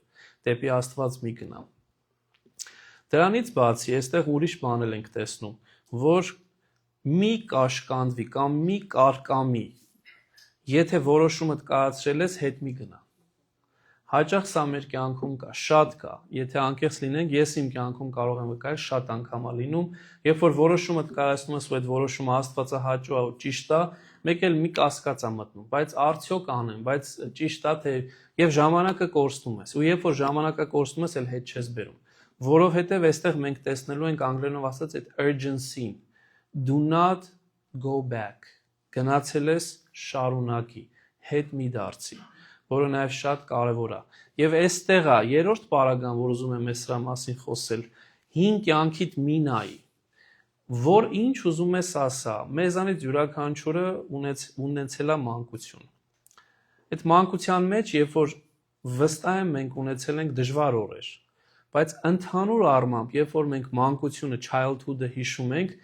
ջերմություն կա մեր մեջ, ուրախ ենք հիշում։ Այդ դժվար օրերը անցել են, չենք կենտրոնանում դրանց վրա, մենք լավն ենք հիշում։ Որևէ յուրաքանչյուր մարդու կյանքում, ինչքան էլ ծանր ու տառապալից լինի իր անցյալը, ինքը շատ հաճախ դրականը կարող է հիշի։ Բայց այս դեպքում նաև հենց սա է, որ այդ դրականը ինքնին, այդ կամ այդ քաղցրությունը կարա քեզ խանգարի, նման Ղովտի կնոջ։ Երբ որ Սոդոմից ու Գոմորից դուրս էին գալիս, Աստված հստակ հրահանգեց, «Էլ հետ չնայես, մենակ առաջ»։ Հիշողություններ ունես, սրանց տանն էինք, այս ինչտեղ է եղավ, այս ինչտեղ հանդիպեցի ամուսնուց, այս ինչտեղ այսինքն նույնիսկ շատ անձնական հիշողություններ կային Սոդոմում ու Գոմորում, Ղովտի ու Ղովտի կնոջ ու աղջիկների մոտ, բայց ասեց հետ չնայես, մենակ առաջ գնա, անցավ դրանք։ Դրանք քեզ խանգարելու են, դրանք չեն թողնելու, որ դու առաջանաս։ Ու երբ որ հիշում ենք բոլորս, Ղովտի կինը Ծննդոց 19-ի մեջ է գրված, ետ դարձավ, ինչ եղավ, աղի արձան դարձավ։ Այսինքն քարացավ ու մնաց այս տեղում, վերջ էլ շարունակեց իր ճանապարհը դեպի փրկություն եւ իմիջ այլոց, գիտեք իրենք ուր էին բարձանում, լեռները, այն ինչ որ հիմա Քրիստոսը ասում, դեպի Աստծո մոտ։ Ուրեմն էս է պարագան, իրապես դժվար է, մարդը շատ ինքը էմոցիոնալ էակ է, կինը շատ ավելի, բայց նաեւ տղամարդը, բայց այստեղ է որ Քրիստոս ասում է, որ ճանապարհի վրա ես կանգնել, մի հետ դարձի, գնա դեպի առաջ։ Եվ այստեղ էր այդ վկայությունը տվեց Եվսեբիոս Կեսարացու, որ երբ որ ավերվածություն եղավ ու քրիստոնյաները այս падգամը շատ լավ գիտեին, որտեղ ավետարանին ծանոթ էին, ի տարբերություն մեզ, դուրս եկան քաղաքից դեպի լեռներ ու շատերը փրկվեցին։ Բայց ասում է վայ հղիներին եւ ստնտուներին այն օրերին։ Այստեղ էլ էս նախադասությունը, որ նախավերջին է, հետեւյալն է, որ դե բնականաբար, եթե հղի ես կամ եթե կրծքով կերակրում ես քո զավակին, այդ երեխան, որ կամ քո մեջ է կամ շատ փոքր է, ինքը քեզ թույլ չի տալու, որ դու առաջ գնաս։ Այս դեպքում ինքը այս միտքն ասում, որ նույնիսկ ամենակարևորը, որ քո կյանքում ինչ-որ բան կա, դա էլ ինքնին չպիտի խանգարի քեզ, որ դու դեպի Աստված, դեպի առաջ գնաս։ Որտեվ եթե դու չգնաս, ոչ դու այդ քո ամենահարազատին ես օգնելու ու ոչ էլ քեզ ես օգնելու։ Այսինքն Աստծո ճանապարհը դեպի վեր, դեպի փրկություն գնացող ճանապարհը վեր է ամեն ինչից, որովհետև սա է ամենակարևորը։ Բայց սրա մեջ նաև վստահ եմ հայրերը նաև տեսնում են այլաբանությունը, հոգևոր իմաստը։ Իսկ հոգևոր իմաստը հետևյալն է, ասում է հղին այն մարդն է, որը մեծ սպասում ու ակնկալիք ունի։ Շուտով ունենալու եմ իմ կյանքում, շատ կարևոր ու մեծ բան, օրհնություն։ Իսկ ստնտուն մեկն է, որ այդ օրհնությունը արդեն ունի ու կերակրում է այդ օրհնությունը, որ մեծանա, ավելի լավ դառնա։ Ու իրանք հետևյալն են ասում, որ մեզանից շատերը կամ մեկի մեջ ենք, կամ երկրորդի մեջ ենք, կամ մեծ ակնկալիք ունենք, անկախ ամեն հանգամանքից մենք դեռ մեծ հույսեր ու ակնկալիքներ ունենք։ Կամ եթե ստացել ենք ու այնքան մեծ չի, ինչքան որ կուզենք, մենք կերակրում ենք այդ ակնկալիք, այդ expectation-ը, որպեսզի ինքը մեծանա։ Բայց ասում եմ, եթե այդ երկուսն էլ քեզ խանգարելու են դեպի Քրիստոս գնալու ճանապարհին, դրանք թող։ Որովհետև երբեմն հենց սա է, որ մարդուն կապում է այդ իր expectation-ները կամ այդ իր բան, ասում է ուզում եմ, հիմա բերեմ այսօրվա օր, ուզում եմ գամ դասերի Հայկ ջան, բայց աշխատանքի բերումով միջև գալիս եմ, միջև հոգնած եմ եւ այլ եւ այլ։ Այսինքն աշխատանքը իր այդ զավակն է, որին ինքը կերակրում է կամ ժամանակ է դնում ու դա իրան խանգարում է, որ ինքը գա պատարագի, որ ինքը գա եկեղեցի, որ ինքը Աստծո խոսքը կարդա։ Եվ սա փաստորեն ինչ դուրս եկա, որ այդ աշխատանք լինի կամ հոգս լինի, խանգարում են մեկը զավակի հոգս լինի, դրանք բոլորը խանգարում են, որ դու գնաս առաջ։ Իսկ Քրիստոս ասում է, սրանք թող քեզ չխանգարեն։ Եվ հետաքրքիր նաև օրվա օրինակն է բերում, որտեղ ասում է օրերի գաղափարն է տալիս, երկու միտք եմ ուզում բերել օրի հետ կապված։ Առաջինը կարևոր է թե ինչպես ենք օրը սկսում։ Ես անդադար այս պայքարի մեջ եմ։ Ես շատ եմ ուզում օրս ճիշտ սկսել։ Եվ գիտեմ մեր շրջապատում մարդկանց, ովքեր օրը ճիշտ են սկսում։ Եվ այնքան տարբեր է իրանց իրականություն, այդ մարդուն օրինակ մեկին ես գիտեմ, որ իր մոտ վճռակամորեն որոշեց, որ ես օրը սենց եմ սկսելու,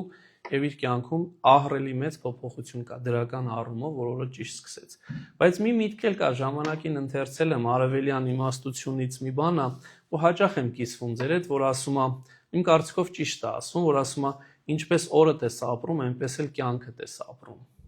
Որովհետեւ մենք միշտ մեզ խաբում ենք, որ ես վաղը ավելի լավը կանեմ, բայց վաղը գալիս է նույն ձև ես ապրում։ Հետո նորից ասում ես երևի մյուս օրը, հետո այն մյուս օրը, հետո այն մյուս օրը, որովհետև մենք չենք կենտրոնանում օրվա վրա, մենք կենտրոնանում ենք վաղվա վրա։ Ու Քրիստոս դրա համար էր ասում, որ այսօրն է քոնը, վաղվա օրը քոնը չի։ Եվ սա ինձ հետաքրքիր է, երբ որ ուզում ես վերլուծել քո կյանքը, թերևս դժվար է վերլուծել մեր կյանքը, անցած կյանքը։ Ես ապրել եմ 44 տարի, ոմանք ապրել են շատ ավելի շատ։ Ինչ է դուրս գալիս, բայց օրդ երբ որ վերլուծես,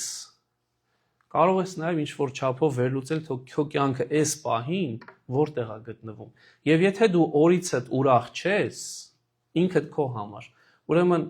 որպես կանոն կյանքից դել ուրախ պիտի չլինես։ Երբ որ օրդ կշտկես, վստահ եղի, որ կյանքդ էլ կշտկվի։ Եվ նա սա շատ կարևոր է։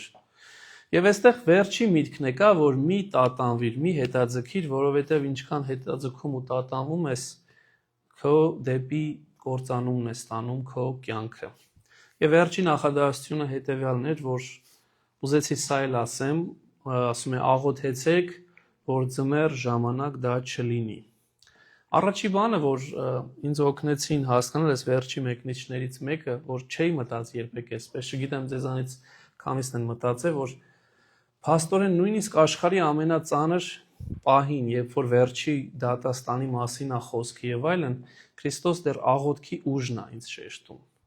Ասում է աղոթի, որ ձմեռ ժամանակ չլինի։ Այսինքն իմ աղոթքը կարա ազդեցություն ունենա, ձմեռ լինի, թե չէ։ Բնականաբար ձմեռ նշանակում է դժվար, ձյուն, անանցանելի, ցուրտ, հիվանդություններ։ Ու ինչ է դուրս գալիս, որ այս ամենը եթե ձմեռ լիներ, շատ ավելի դժվար է լինելու, բայց իմ աղոթքով ես կարող եմ դա փոխել։ Որոշ բաներ կարող եմ փոխել։ Այո, երկրորդ դատաստանի հարցը իմ ձեռքում չի, բայց ձմեռվա ու ամառվա հարցը միգուցե եւ իմ աղոթքի մեջ է։ Ու դրա համար Քրիստոս այստեղ մեզ օգնում է հասկանանք, որ աղոթքը նույնիսկ այս ամենածայրահեղ ծանր վիճակում կարա իր դրական դերը ունենա եւ չդադարենք աղոթելուց։ Եվ այստեղ ուզում եմ խնդրել նորից ու նորից մեկս մյուսի համար աղոթելուց չդադարենք, որովհետեւ մեզանից յուրաքանչյուրը մենակ աղոթքի պատերազմը չի կարող հաղթարի, բայց միասնաբար, երբ որ բոլորով ենք մեկս մյուսի համար աղոթում, այդ ժամանակ զորեղ ենք ու այդ ժամանակ մեր աղոթքները ավելի լսելի են։ Իսկ մյուս ավետանիշն ասում է ձմեռ եւ շաբաթ օր չլինի։ Եվ այստեղ Սուրբ Եփրեմ Ասորին մեր մեծ սուրբերից մեկն ասում է ձմեռ նշանակում է առանց պտղի կյանք, իսկ շաբաթ նշանակում է առանց աշխատանքի կյանք։ Այնպես չլինի, որ այդ վերջի օրերին մենք պտուղ չունենանք, որտեվ ձմեռ է, եւ այնպես չլինի, որ շաբաթ լինի, այսինքն առանց աշխատանքի լինենք։ Մշտապես փորձենք պտուղ տալ եւ մշտապես փորձենք աղոթել։ Եվ այստեղ ուզեցի նաեւ, ինչպես որ ամեն անգամ անում ենք, մի քանի բանալի բառեր ձեր ուշադրության բերեմ, եւ սրանք իմ ընտրություններն են, մեզանից յուրաքանչյուրը եւ խորհուրդ կտամ, օրինակ գիտեմ, որ Էդգարը այս միտքը նաեւ օգտագործում է բանալի բառերի, խորհուրդ կտամ կոնտեքստի մեջ դուք ձեզ բանալի բառերը գտեք։ Սուրբ Հոգին նաև կառաջնորդի, ինչու՞ չէ, որ կարողանանք բառերի մեջ տեսնել, որտեղ հաճախ այդ բառերը օգնում են։ Եվ երբ որ հայրերի մեկնություններն էլ ենք կարդում, շատ ավելի ճիշտ տեղ ենք ընկնում։ Ուրեմն ինձ համար առաջի բառերը բանալի կարևոր տաճարն էր, բազում անգամ տաճար օգտագործվեց։ Քարերը։ Զգուշ կացեք, այս հստակ warning-ը։ Մի խաբվեք։ Մարդ խաբվում է, մենք շատ հաճախ ենք խաբվում։ Մանավանդ եթե խաբողը շատ իմաստուն է, վախճան, պատերազմներ, վկայել, ավետարանի քարոզություն, պիտի ավետարանը քարոզվի, պղծություն եւ աղոթեցեք։ Այս բառերը կարծում եմ, որ խիստ կարևոր բառեր են կոնկրետ այս կոնտեքստի մեջ եւ ինչպես ամեն անգամ անում եմ փորձեմ փոքրիկ հոգեվոր վերլուծում էլ տալ եւ ավարտել, որ իրապես այս միտքը գրեցի, որ տարիներ առաջ, երևի մի 15 տարի առաջ, առանց չափազանցության, ավետարանական եկեղեցու պարբերականները, որ գրադարան էին գալիս, իրենցնել են պահում, թերթատեցի ու միտեղ գտա ու հիմա հա փորձում եմ գտնել, չեմ կարողանում, բայց հուսամ կգտնեմ։ Այս նախադասությունը պստիկմը քննութենե պիտի անցնինք։ Այսինքն ահեղ դատաստան չի, այլ պստիկմը քննություն է, որից երբ որ անցանք, պստիկ բանը արդեն երկնքի արքայությունն ենք ժառանգելու։ Եվ այս սրա վրա եմ ուզում կապել, քանի որ վերջի օրերի մասին է խոսքը։ Գրում եմ, որ զգուշանանք ինքներս մեզ խաբելուց։ Քրիստոսի դատաստանը ահեղ է, օրերը չար, խնդիրները մեծ, հարցակումները բազում։ Կամ պետք է հոգևոր թմբիրի մեջ կարծես հարբած ասենք, որ ամեն ինչ լավ է եւ մենք արդեն փրկված ենք, կամ լրջագույն արթնությամբ եւ աղոթքներով աղերսենք Տիրոջ օրհնությունը նախ իմաստության համար, որ տարբերենք իրական Քրիստոսին կեղծ Քրիստոսներից։ Երկրորդ քաջություն մեր հավատը վկայելու համար։ Երրորդ հաստատակամություն չերկմտելու կյանքի կարևորագույն պահերին եւ դեպի աշխարհ ետ չդառնալու համար։ Այս ամենի հետ հիշենք, որ մեր մեծագույն զենքերից մեկը համբերությունն է եւ ով մինչեւ վերջ համբերի, նա պիտի փրկվի։ Սա է Քրիստոսի պատգամը, որ հրաշալի պատգամ էր։ Եվ ուզում եմ հիշեցնել, որ այս շաբաթ կիրակի դե արդեն 50-ակի պահոց շրջանն է, բայց այս շաբաթ կիրակի Սուրբ Թադեոս եւ Սուրբ Բարդողոմեոս առաքյալների տոնն ենք նշելու, որոնք եկան Հայաստան եւ Քրիստոսի այս ավետարան, ինչ որ Քրիստոս ասեց, աշխարհում պիտի ավետարանվի, քարոզվի, հենց իրենք այդ առաջի երկուսն էին, ովքեր եկան ու Քրիստոսի ավետարանը քարոզեցին մեզ եւ գոնե մենք մեր երախտապարտությունը հայտնենք շնորհակալություն հայտնելով։ Ուզում եմ նորից հիշեցնել, որ բոլորին էլ շնորհավորել, որ վաղը գոհաբանության տոնն է, իրապես շատ լավ տոն է։ Երանի մենք սա ընտրեինք Հայաստանում ընդունենք, ոչ թե Հելլոուինը, որը փառաբանում է, գոհաբանություն է տալիս Աստծուն այն ամենի համար, ինչ որ ունենք։ Դրանից բացի ուզում եմ երկու կարևոր հայտարարություն անել, որ այս